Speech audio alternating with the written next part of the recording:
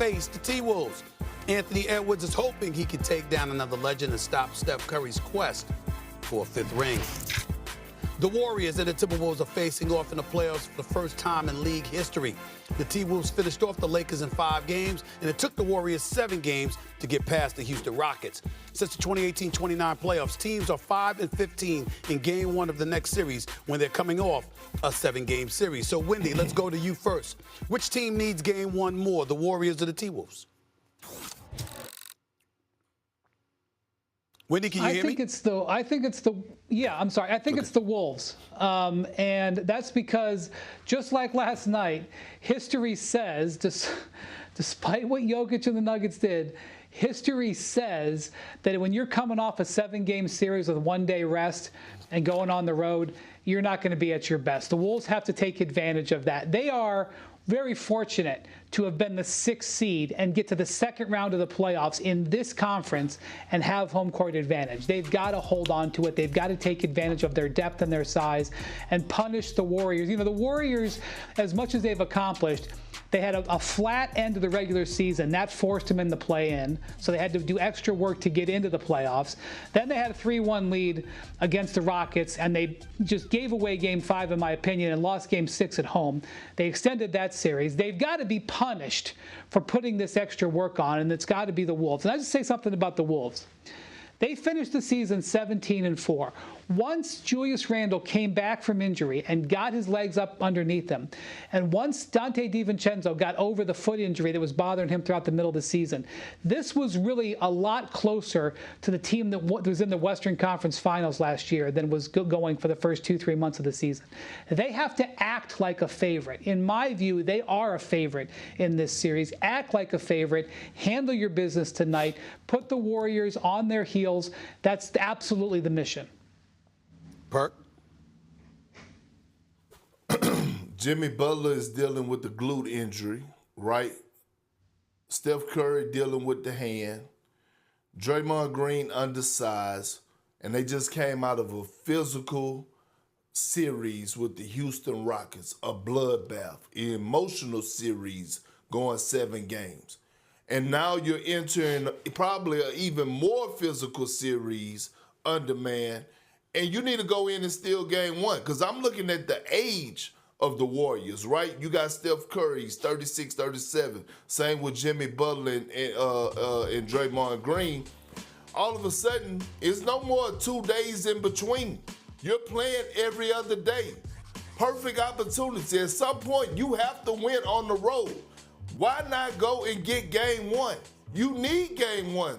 Matter of fact, to put the pressure on the Minnesota Timberwolves to actually somewhat emotionally ease the pressure off of you if you're the Golden State Warriors. I think they come in, they need to send a message early, have the Minnesota Timberwolves thinking, because you're going against a confident group right now that's led by one of the, if not the most confident player in the NBA in Anthony Edwards. I feel you on that, Big Perk, but I'm a flow with Wendy on this one, because I think Minnesota having home court advantage, you need to protect your home turf. You certainly don't need to be falling down based off of all the things that you just said, Perk, because of Steph Curry's hand injury, because of the pelvic injury that Jimmy Butler had, because Draymond Green is undersized and what have you. When you look at the Minnesota Timberwolves coming into this series, they should be the favorites, considering their size and their defensive prowess, considering Jaden McDaniels and the way he's been able to defend against Steph Curry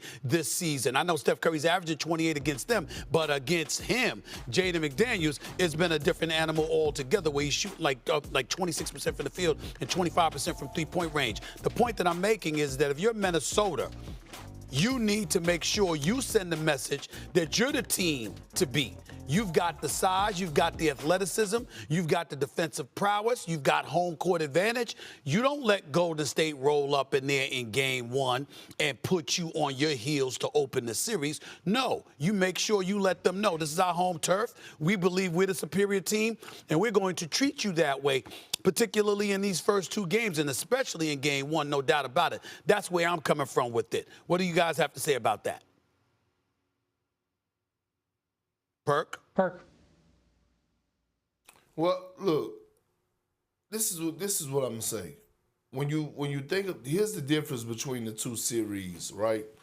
You had one where you were playing, the Golden State Warriors was playing against the Houston Rockets, and they were just one of the worst shooting teams in the NBA, even in the regular season, and it showed in the postseason. That's not the case, right? That's not the case. Now we're diving a little deeper into this series. That's not the case with the Minnesota Timberwolves. Mike Conley, by the way, who's been playing some outstanding basketball, he can shoot the three at a high clip.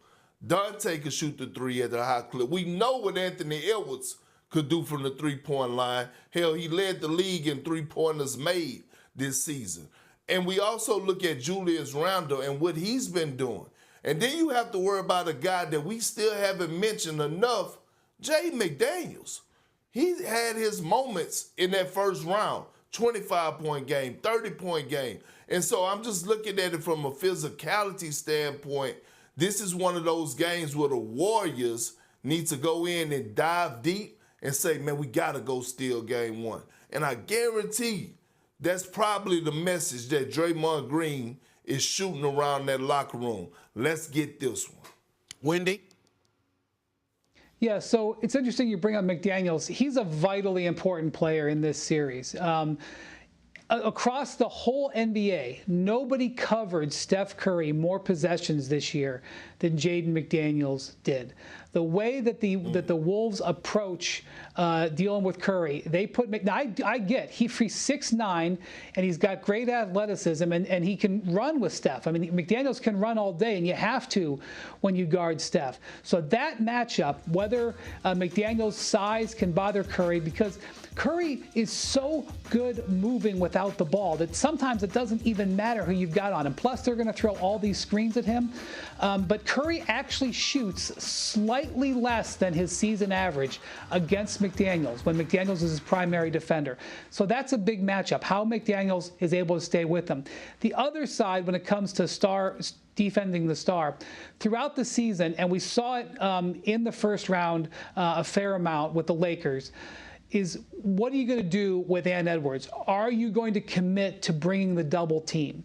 Because one of the big differences in this Wolves team between midseason, when they were basically a 500 team, and late season when they were dominant, is what their antidotes were to when the double team came to Ant Edwards. There was a point in this year where Ant Edwards was just downright frustrated with all the double teams. He openly complained about missing Karl Towns as the guy he could use to break the double teams.